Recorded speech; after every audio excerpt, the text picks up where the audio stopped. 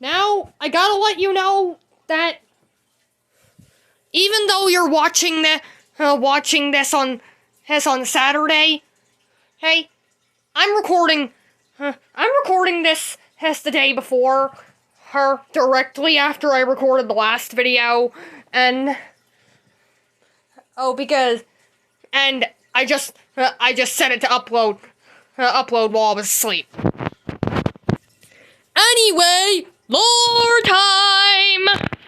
The test isn't that confusing. The test. OMG, so I don't like dolphins anymore. Squirrels are my new favorite reptile. So cute.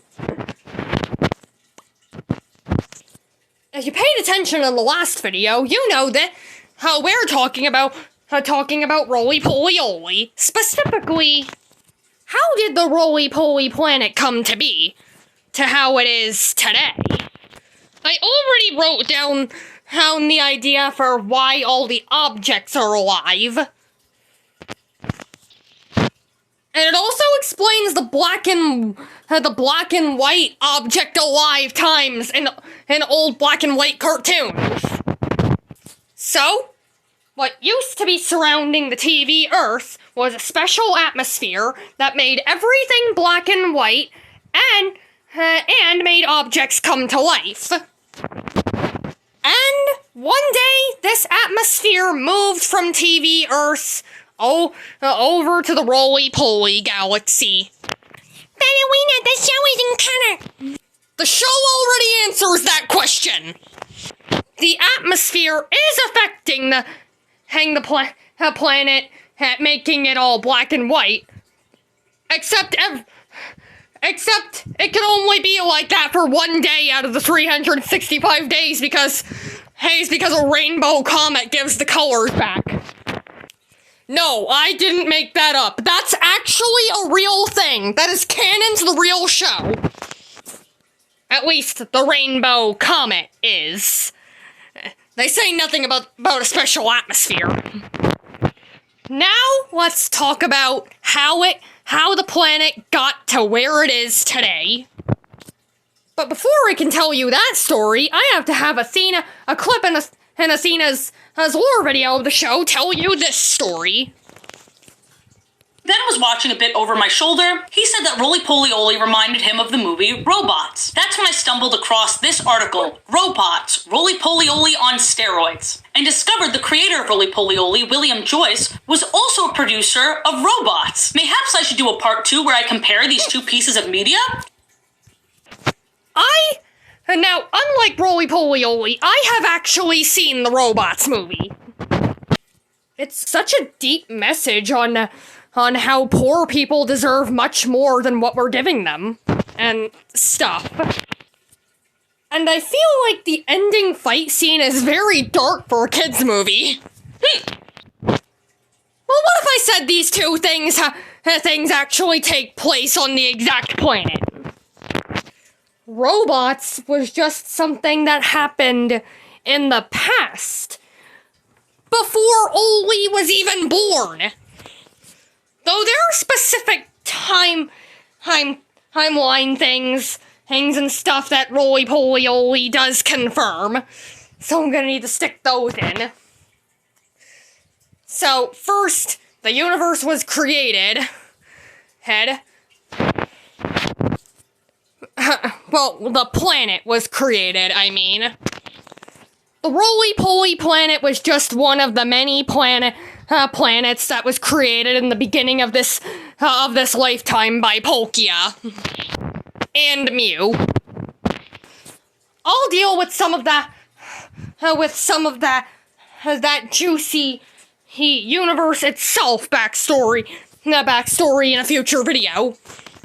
Mew created this planet while ice cream was on his mind, referencing how they said the planet was discovered by a person who was looking through space to find ice cream. Excuse me, was that astronaut a backyard again? I'm joking. And Polkia decided to inhabit this planet with machines. because Dialga was already planning something, so Palkia was like, hey Dialga, can I copy your homework? Dialga was like, sure, just change it a little so it doesn't make it obvious you copied. Here's the robots that Dialga made. And now here are the ones that Palkia made to inhabit this planet. Giant difference, right? At first, the only thing that Palkia could give these robots power was wind-up thingies.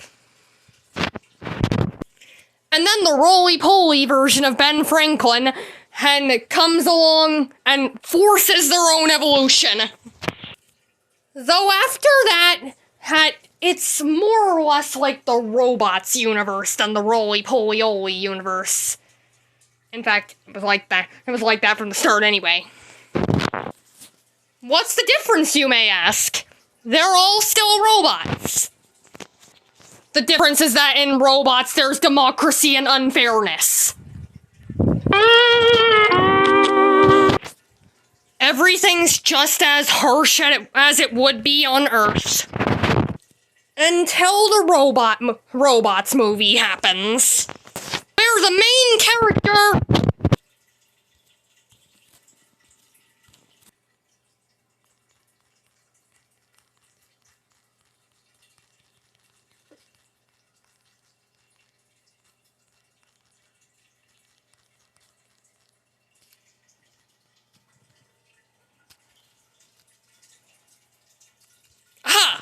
Where the main character, Rodney, believes that everybody should have life handed to them fairly.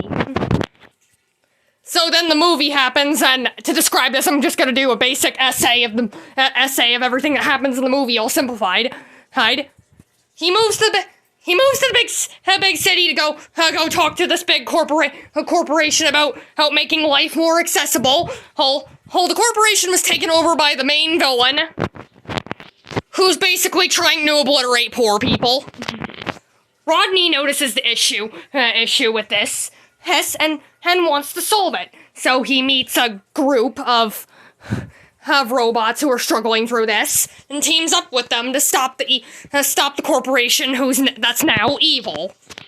So they find the old owner of the corporation to help, who is actually a nice person, by the way. He says no to helping until the main final battle. And so they defeat the evil owner of the corporation, but agreed to let his famous line of upgrades become a meme. And then Rodney made it to where that her new parts and stuff were more accessible to poor people, in order to bring every robot together. A few days later, the special atmosphere reached the planet, and then the comet came by. Hi. Rodney saw this as an extra miracle, so meaning he invented that holiday. Later, Rodney did die, but he died happy, knowing that everybody on the planet was going to be happy from now on. Many years pass, and then the Roly-Poly-Oly show happens, where everything is exactly what Rodney wanted. Because by this point, the planet and all the planets surrounding it just became a gigantic bundle of happiness and joy, and everybody is happy and having a perfect life. Not to say that Rodney's legacy completely got rid of shithead people. I'm looking at you, Screwy. But for the most part, the planet is basically the perfect life. And now I wonder that after all these years, is that big city still there? Or did everybody forget all about it and it's just in ruins? Now I realize making a side series about Oli and having one episode where he ends up finding this ancient city, that would be cool. Anyway, this is Elena Shy shining out.